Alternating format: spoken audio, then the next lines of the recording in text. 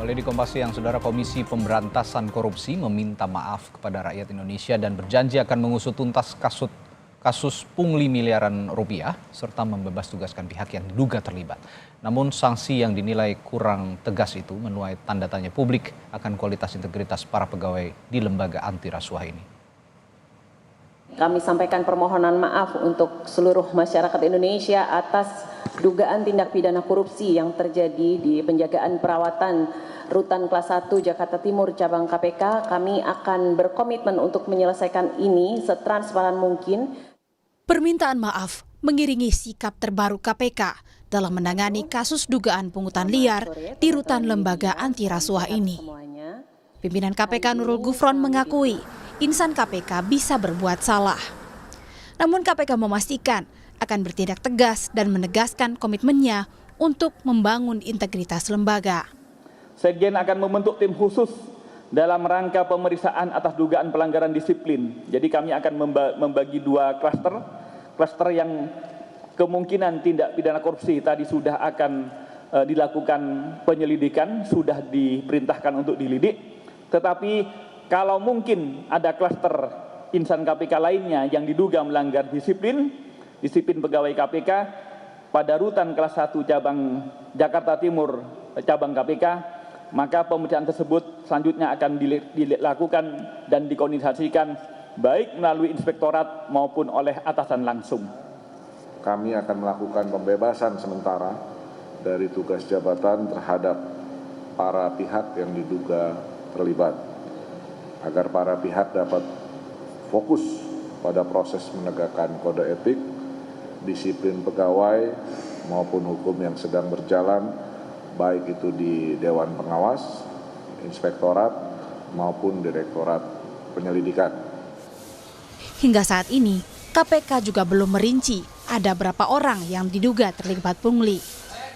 KPK juga meminta masyarakat hingga tahanan maupun keluarga tahanan untuk melapor jika pernah mengalami atau mengetahui praktik pungli di rutan KPK. Yang jelas, praktik pungli diduga terjadi agar para tahanan bisa mendapatkan fasilitas istimewa di rutan KPK seperti akses komunikasi dan uang. Untuk mendapatkan fasilitas-fasilitas itu, sebagaimana Anda sampaikan tadi, ada duit masuk, yang mestinya tidak boleh bawa duit, tapi untuk memasukkan duit itu butuh duit. Atau tidak boleh berkomunikasi, untuk kemudian butuh komunikasi, alat komunikasi masuk, itu butuh duit. Di sekitar itulah pungutan-pungutan liar itu terjadi. Kasus ini ternyata bukan yang pertama kali terjadi di rutan KPK. Juli 2019, ada pengawal tahanan KPK menerima uang Rp300.000 dari ajudan Idrus Marham. Pelaku langsung diberhentikan tidak hormat, berbeda dengan penanganan kasus yang terjadi saat ini. Perbedaan penanganan antara yang dulu dan sekarang itu juga menjadi tanda adanya perbedaan nilai integritas di KPK. Bahkan saya berpendapat bahwa memang ini tidak bisa sekadar dilihat korupsi di rutan KPK saja. Ini harus dilihat sebagai simptom pengeroposan nilai integritas di KPK secara keseluruhan. Ya, jadi kita lihat di level paling bawah keropos seperti ini. Kenapa? Karena tidak ada keteladanan di pimpinannya. Menurut saya sudah saatnya kita restart ulang KPK. KPK sudah tidak punya dasar moral lagi untuk bicara integritas misalnya kepada DPR ya, salah satu pasien utama KPK gitu ya, atau juga kepada para birokrat atau dunia usaha, Mas Bayu. Mantan pimpinan KPK Muhammad Yasin juga menilai ada penurunan integritas di era kepemimpinan KPK saat ini, terutama setelah revisi Undang-Undang KPK. Bahwa ada perbedaan kepemimpinan KPK yang sekarang ini dengan periode sebelumnya, apalagi yang sekarang ini ASN. Kalau dirotasi hukumannya kecil karena ASN kan rotasi. Kalau kami dulu langsung dipecat yang begitu itu, dan tidak harus melalui apalagi Dewan Pengawas, diserahkan ke penyidik.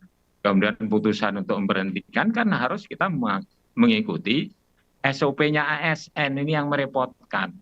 Ya. Jadi berubahnya staf pegawai menjadi ASN ini menjadikan KPK ini tidak bisa berbuat tegas terhadap internal KPK di dalam penegakan etik dan integritas di dalam KPK. Wacana revisi Undang-Undang KPK yang dinilai memicu pengeroposan integritas KPK ini juga kembali berhembus. Jadi bukan hanya kita mengolok-olok KPK atau mengolok-olok sistem yang ada di KPK, tapi kita juga bisa memberikan solusi-solusi. Misalkan kalau memang ini karena faktor undang-undang, ya kita perbaharui undang-undangnya, kita revisi. Sebelumnya, Dewan Pengawas KPK mengungkap fakta mengejutkan tentang kasus pungutan liar di dalam rutan KPK hingga mencapai 4 miliar rupiah hanya dalam kurun waktu 4 bulan. Transparansi dan komitmen KPK dalam mengungkap dan mengusut kasus ini menjadi pertaruhan integritas institusi anti rasuah ini. Tim Liputan, Kompas TV. Informasi terkini soal sejumlah polemik yang terjadi di KPK, kita tanyakan jurnalis Kompas TV Tifal Solesa yang berada di gedung KPK Jakarta. Tifal, hingga siang hari ini, apakah KPK sudah membuka ada berapa orang yang terlibat dalam kasus pungli di rutan KPK ini dan apakah mereka langsung dipecat? Membaca pola kebiasaan dari otoritas KPK, sebetulnya satu kasus yang masih dalam tahap penyelidikan ini tidak akan banyak dibeberkan kepada publik soal siapa-siapa saja yang diperiksa, kemudian bagaimana dengan status dari orang-orang terperiksa tersebut. Tapi setidaknya yang dijamin oleh otoritas KPK dari aspek hukumnya atau dari aspek etik dulu saya coba jelaskan. Dari aspek etis dijelaskan oleh Sekjen KPK Cahya Harefa bahwa sudah dibentuk tim khusus untuk kemudian menelusuri, menindaklanjuti, memeriksa pihak-pihak yang diduga terlibat dalam dugaan pungutan liar di rutan kelas 1 Jakarta Timur cabang Komisi Pemberantasan Korupsi ID. Baru sebatas itu yang kami pahami secara etik, dan nantinya setelah pihak-pihak yang terperiksa ini akan dikumpulkan sejumlah bukti ataupun juga hal-hal lain yang berhubungan langsung dengan dugaan kasus tersebut. Barulah kemudian setelah dikumpulkan bukti-bukti itu tadi akan diambil penilaian apakah terbukti melakukan pelanggaran atau tidak secara disiplinnya begitu. Nah, nantinya baru akan ditetapkan level hukuman seperti apa atau sanksi seperti apa yang bakal diterapkan, apakah akan langsung dipecat atau ada hal lain yang juga mungkin saja diterapkan kepada pihak-pihak yang terlibat dalam dugaan pungutan liar itu. Ini baru dari aspek etis atau dari aspek etiknya begitu di bawah naungan dari Sekjen KPK dan juga dari bagian inspektorat dan pihak-pihak lain yang berhubungan langsung dengan aspek disiplin dari para pegawai KPK ID. Sementara untuk aspek hukumnya sendiri dari pimpinan KPK sudah menerangkan ada upaya mendalami data-data awal, bukti-bukti awal untuk melengkapi sejumlah hal dari dugaan pungutan liar ini di rutan KPK dalam aspek atau dalam tahap penyelidikannya. Dari Nurul Gufron selaku Wakil Ketua KPK juga sudah menerangkan sejauh ini dari proses penyelidikan sudah berjalan di Direktorat Penyelidikan Komisi Pemberantasan Korupsi, sehingga nantinya akan diperiksa pihak-pihak terkait ataupun juga dari otoritas-otoritas tertentu yang disebut ikut terlibat dalam penerimaan uang yang besarannya 4 miliar rupiah dari periode Desember 2021 sampai dengan Maret 2022.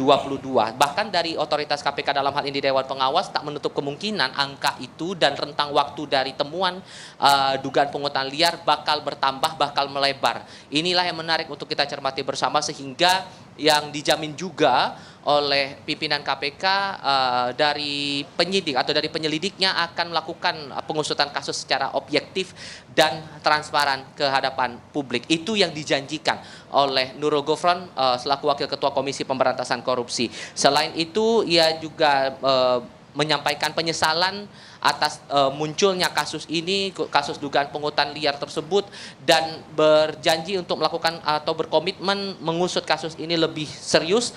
Sekalipun kemudian ia menyebut bahwa insan KPK adalah manusia biasa yang kerap bisa saja melakukan kesalahan, tapi yang ditegaskan lagi oleh otoritas KPK bahwa kesalahan ini dipastikan akan ditindak sesuai dengan aturan hukum yang sudah dipegang oleh otoritas KPK, baik itu secara etik maupun juga secara hukum, Radi.